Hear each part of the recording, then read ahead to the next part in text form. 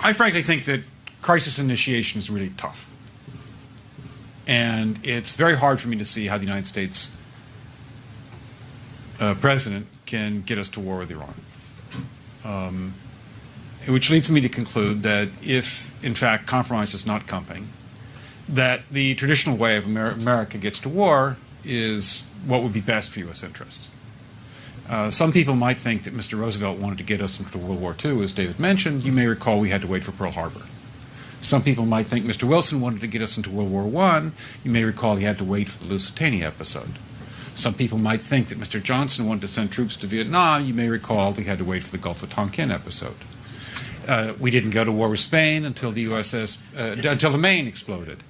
And may I point out that Mr. Lincoln did not feel he could call out the Federal Army until Fort Sumter was attacked, which is why he ordered the commander at Fort Sumter to do exactly that thing which the South Carolinians had said would cause an attack. So if, in fact, the Iranians aren't going to compromise, it would be best if somebody else started the war. One can combine other means of pressure with sanctions. I mentioned that explosion on August 17th. We could step up the pressure. I mean, look, people, Iranian submarines periodically go down. Someday one of them might not come up. Who would know why?